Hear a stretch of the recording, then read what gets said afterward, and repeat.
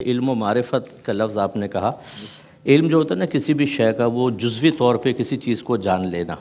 جیسے اے سے لے کے زیڈ تک ہے تو ہم اے ایکس بی سی یہ جان لیں، اس کو علم کہتے ہیں یا معلومات کہتے ہیں۔ لیکن جب آپ اے سے لے کے زیڈ تک سیریل وائز ہر چیز کو جان لیتے ہیں تو اب اس کو معرفت کہا جاتا ہے۔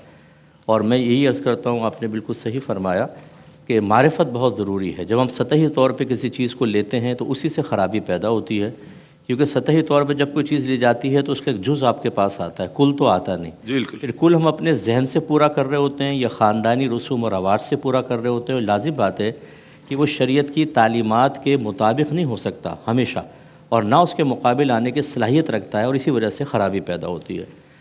اگر ایک جہت سے دیکھا جائے تو حق اور فرض دونوں ایک ہی چیز ہیں، اور دوسری جہت سے دیکھا جائے تو مختلف ہیں۔ حق اسے کہتے ہیں کہ اللہ تبارک و تعالیٰ نے کوئی ایک ذمہ داری کسی ایک ذات کے پیش نظر دوسرے پر لازم کی ہو، ٹھیک ہے، تو جس کے لیے لازم کی ہے وہ چیز اس کا حق کہلاتی ہے۔ مثال کے طور پہ شوہر پہ کچھ ذمہ داریاں ہیں جو بیوی کے سلسلے میں، جیسے نان نفقہ ہے، مہر کا ادا کرنا ہے، تو وہ عورت کا حق کہلاتا ہے۔ ٹھیک ہے، تو اگر اللہ تعالیٰ نے اس ذات کو یعنی اپنے لیے کسی بھی کوئی چیز لازم کی ہے، اس کو حق اللہ کہتے ہیں، جیسے نماز، روزہ، زکوٰۃ وغیرہ کی ادائیگی۔ اور اگر وہ بندہ ہے کہ اس کے پیش نظر کسی پہ ذمہ داری ڈالی ہے تو اس بندے کا حق کہلائے گا۔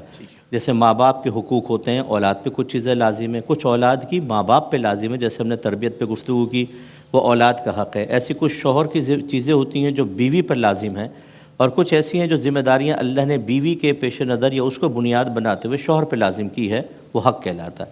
اب یہ بیوی کی یعنی جس کے لیے وہ ذمہ داری ہے اس کا حق، اور جس پر وہ ذمہ داری ڈالی ہے اسی چیز کو دیکھیں تو وہ اس کے اوپر فرض ہے۔ بعض اوقات نفس شے کو بھی حق کہتے ہیں، جیسے ہم کہتے ہیں مہر عورت کا حق ہے۔ جی بالکل، بھئی میرا حق ہے، میں اس رستے سے گزر سکتا ہوں، ٹھیک ہے نا۔ اب اس میں کسی دوسرے پہ ذمہ داری نہیں ہے۔ رائٹس جس کو کہے جاتے ہیں، یہ بعض اوقات گورنمنٹ یا ریاست بھی متعین کرتی ہے، گھر والے بعض اوقات اپنے پاس سے کچھ حقوق لازم کر دیتے ہیں، لیکن اصل یہی ہے کہ جب اللہ تبارک و تعالیٰ نے کسی ایک پر دوسری ذات کے پیش نظر کو ذمہ داری ڈالی ہے، اس کو حق کہتے ہیں، اور جب وہ اس کو ادائیگی کی طرف آتا ہے تو ہم اس کو کہتے ہیں یہ فرض۔ اچھا، یہ فرض والا شرعی حیثیت والا نہیں ہے، یہاں فرض بمانے لازم۔ اسی لیے اللہ تبارک و تعالیٰ پہ بعض اوقات یہ بھی ہوتا ہے کہ اللہ نے اپنے اوپر کچھ چیز لازم کر لی۔ اللہ تعالیٰ حقوق بندوں کو دیتا ہے، اس پر کوئی چیز لازم نہیں ہو سکتی۔ ہاں، وہ خود اپنے ذمہ کرم پہ کچھ چیز لازم کر لے تو ہم کہتے ہیں کہ جیسے خود اللہ نے فرمایا کہ بندے کا مجھ پر یہ حق ہے، ایسا اللہ تعالیٰ نے بعض حدیث قدسی میں آیا ہے۔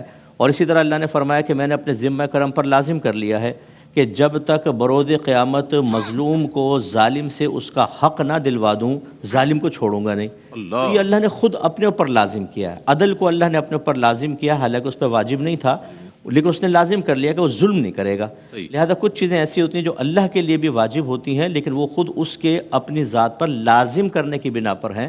باقی تفصیل آپ کی خدمت میں ذکر۔ ضرور۔